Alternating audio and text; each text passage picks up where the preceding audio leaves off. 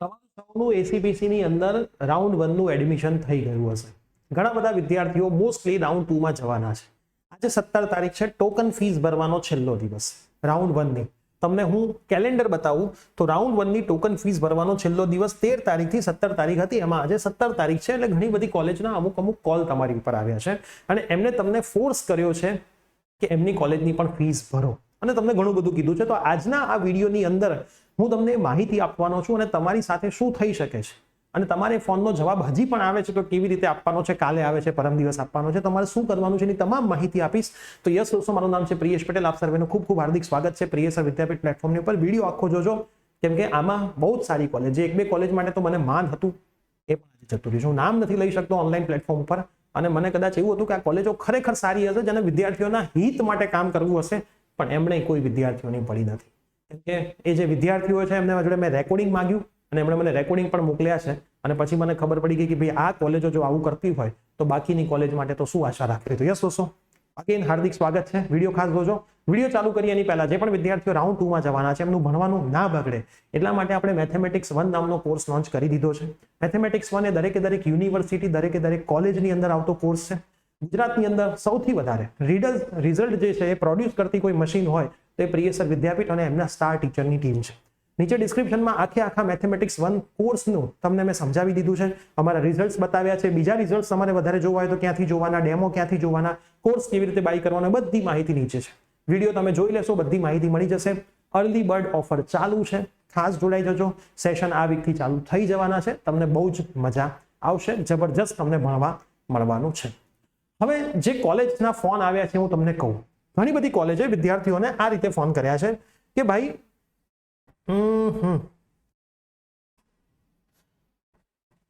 17 તારીખ online ACPC માં fee ભરવાની છેલ્લી હતી. તમને બધાને ખબર છે કે તમે ઓનલાઈન ફી ભરો છો એટલે એ શીટ તમારી થઈ ગઈ અને તમે એસીપીસી ને ફી ભરી છે. હવે તમે રાઉન્ડ 2 માં જવાના છો. રાઉન્ડ 2 માં તમને કોઈ કોલેજ મળે છે તો રાઉન્ડ 1 ની ઓટોમેટિક જતી રહેશે. રાઉન્ડ 2 માં નથી મળતી તો રાઉન્ડ 1 વાળી તો રહેશે જ. પણ આમાં ક્યાંય કોલેજે રિપોર્ટિંગ કરવાનું આવતું નથી, આમાં ક્યાંય કોલેજે જવાનું પણ આવતું નથી. હવે મોસ્ટ પ્રોબેબલી દરેક કોલેજે વિદ્યાર્થીઓને મેલ કર્યા કે તમારે રિપોર્ટિંગ કરવું કમ્પલસરી છે. જો તમે રાઉન્ડ 2 માં જાઓ છો તો રાઉન્ડ 2 માં તમને કોઈ કોલેજ નહીં મળે તો રાઉન્ડ 1 વાળી પણ તમારી જતી રહેશે.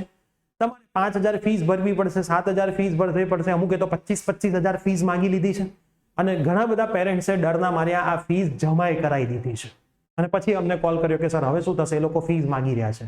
ઘણી બધી કોલેજે, ખાસ સમજો, ઘણી બધી કોલેજે મેનેજમેન્ટ કોટામાં જ્યારે એડમિશન આપ્યું ત્યારે એવું કીધું હતું કે 2 મહિના સુધીમાં તમારે ડિસિઝન લેવાનું રહેશે. પણ એમના હવે એવા કોલ આવવા લાગ્યા કે તમારે આજે ને આજે ડિસિઝન લેવું પડશે ને બાકીની ફીસ ભરવી પડશે, નહીતર તમારી ટોકન ફીસ જશે.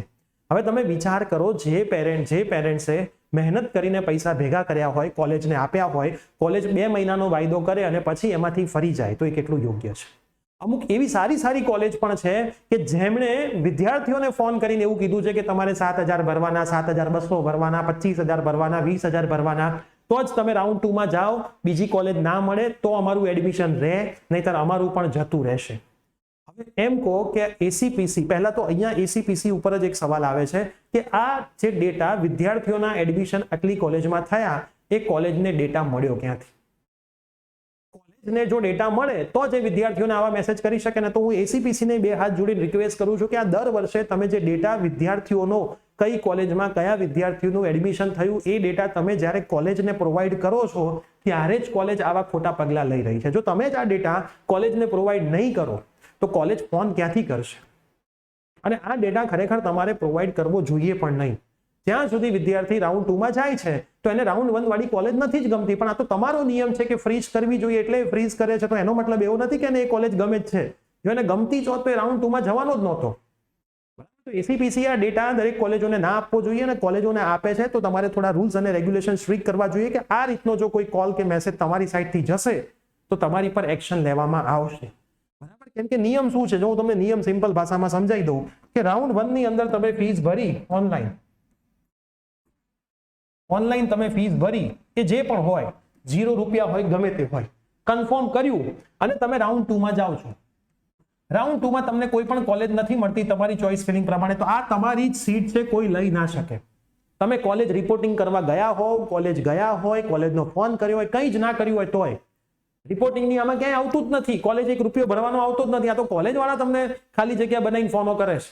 અને એમાં અમુક પેરેન્ટ્સ બિચારા ભોળવાઈ બી જાય છે કે છોકરાનું ભવિષ્ય છે, પણ આમાં એવું ભોળવાની જરૂર જ નથી. જે નિયમો છે, જે ગાઈડલાઈન છે, એને ફોલો કરવાની છે. સિમ્પલ સાદી વાત. એમાં આપણે શું કરવા આવું કરીએ? તો હું પેરેન્ટ્સને 2 હાથ જોડીને રિક્વેસ્ટ કરું છું કે પેરેન્ટ્સ, તમે આ લોકોમાં ભોળવાતા નહીં. તમે આ લોકોમાં ભોળવાતા નહીં. કેમ કે આ દર વર્ષની તકલીફ છે. આજે ઘણા બધા ફોન આવી ગયા, સાહેબ દબાણ કરી રહ્યા છે કોલેજ વાળા ફીસ, એટલે મારે આટલું ગુસ્સામાં બોલું. દબાણ શેનું કોલેજ વાળો કરી શકે? કોઈ નિયમ જ ના, એમની પાસે કોઈ ઓથોરિટી જ નથી દબાણ કરવાનું. અને હું તમને કહીશ કે આવી કોલેજોને તમારે બધાને બોયકોટ કરી દેવી જોઈએ. કોઈએ એડમિશન જ ના લેવું જોઈએ.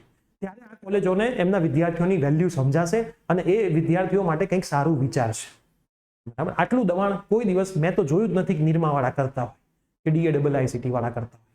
તો તમે તમારું એજ્યુકેશન સુધારો, તમે તમારા વિદ્યાર્થીઓનું પ્લેસમેન્ટ કરાવો, તમે તમારા વિદ્યાર્થીઓને આગળ વધવા માટે મદદરૂપ થાઓ, તો ક્યારેય તમારે આ બધા ધંધા કરવા જ નહીં પડે.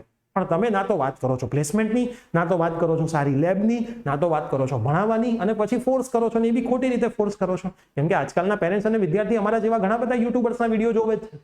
અને અમને તો શું વાંધો છે, લો કે ના લો, ફી કે ના ભરો, અમે તો સાચું જ કહેવાના છીએ. તો દરેક પેરેન્ટ્સને રિક્વેસ્ટ છે કે આ નિયમ સાચો છે.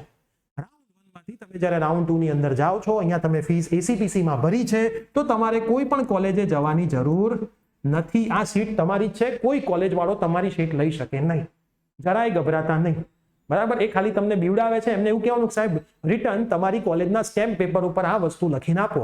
તમે 20 માંગી છે ને 20 નહીં, હું તમને 40 આપીશ. તમે 7 માંગી છે ને 7 નહીં, હું તમને 14,000 આપીશ. એ કઈ લખીને નહીં આપે. જો તમે તમારા વાક્યમાં એટલા જ સાચા છો તો લખીને આપી દો રિટર્ન. તમને શું વાંધો છે? ડબલ ફીસ હું આપીશ, 50% તમે રાખજો, 50% કોલેજમાં ભરજો. પણ કોઈ લખીને નહીં આપે, કેમ કે જ્યાં ખોટા છે એટલે લખીને નહીં આપે. તો વિદ્યાર્થી મિત્રો અને પેરેન્ટ્સ, આ જ નિયમ છે. આના સિવાય કોઈ નિયમ નથી. તમારે જેટલા રાઉન્ડમાં આગળ જવું હોય જઈ શકો. અહીંયા તમે સીટ ફ્રીઝ કરી છે એટલે એ સીટ તમારી જ છે.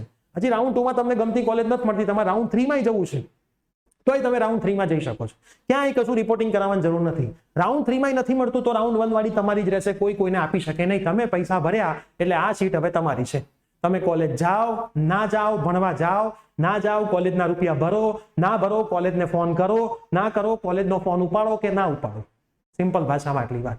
અને કોલેજ કદાચ તમને ફોન કરે છે તો હા અમે આવી જઈશું, આટલું બોલી મૂકી દેવાનું, પછી નહીં જવાનું. બરાબર? કેમ કે કોલેજ વાળા હવે આવું થવા માંડ્યું છે, શું કરી શકીએ. તો મિત્રો ગભરાતા નહીં. આ જ નિયમ છે. આ જ નિયમને ફોલો કરજો. જરાય ચિંતા ના કરતા. ને જે કોલેજે આ બધું કર્યું છે, અમને તો વિદ્યાર્થીઓ માહિતી પહોંચાડતા અમે રેકોર્ડિંગ માંગતા હોઈએ, તો અમે નેક્સ્ટ ટાઈમથી એ કોલેજને અમારા લિસ્ટમાં નહીં મૂકીએ, ભલે એનું મેરિટ ઊંચું અટકતું હોય. બરાબર? કોઈ પણ સારું પ્લેટફોર્મ જ્યારે ખોટું કરવાનું કામ કરે એટલે એ અમારા લિસ્ટમાંથી પણ નીકળી જાય. તમે તમારી સૌથી સારી કોલેજ હોય તોય તમને મુબારક છે, પણ વિદ્યાર્થીઓ સાથે તમે આવું કરો, કોઈ પણ વિદ્યામાં માની લો કે 10 પેરેન્ટ્સ છે, એમાંથી 8 શિક્ષિત પેરેન્ટ્સ છે, 2 ભણ્યા નથી. બરાબર? હવે 2 ભણ્યા નથી તો એ તો ગભરાઈ જ જવાના. મારા પેરેન્ટ્સ હોય તો એ ગભરાઈ જાય, જેને નિયમો ના ખબર હોય તો એ ગભરાઈને ફી ભરી જ દેવાના છે, ને એ ફી એમની જવાની જ છે. કેમ કે રાઉન્ડ 1 માં પછી રાઉન્ડ 2 માં મેરિટ નીચું આવે, આવું કોલેજોને ખબર જ હોય છે. ગવર્મેન્ટમાં છોકરો જતો રહેશે એવું એમને ખબર હોય છે, એટલા માટે તે આવા ધંધા કરતા હોય છે. બરાબર? એટલે આ વસ્તુ ખોટી એટલે ખોટી જ છે, અને એ બી છે. તમને જો મારી આવી કોઈ કોલેજના ફોન આવ્યા હોય, બરાબર, કે ભાઈ આવું તમને કીધું હોય, તો એમના નામ કોમેન્ટમાં લખો. હું તો તમને ખાસ કહું છું, જેથી બીજા લોકો જોઈ શકે કે આવું ગભરાવાની કોઈ જરૂર હોતી નથી. બરાબર? એટલે ડરતા નહીં. ડર્યા વગર રાઉન્ડ 2 માં જાઓ. જરાય ચિંતા ના કરો. બધું ઓપન છે. બરાબર? ACPC એ પણ એમની વેબસાઇટમાં બધું ઓપનલી લખ્યું છે, એટલે આમાં ક્યાંય તમારે છેતરાવાનું આવતું નથી. તો આ વિડીયો તમારા તમામ ફ્રેન્ડ્સને શેર કરી દેજો કે જેમની જોડે આવું થતું હોય. બરાબર? એટલે તમે બી પસ્તાવ નહીં, બીજા પણ પસ્તાય નહીં. સૌનો સાથ, સૌનો વિકાસ. મળીએ છીએ આવા જ કોઈ નવા વિડીયોમાં. Bye bye.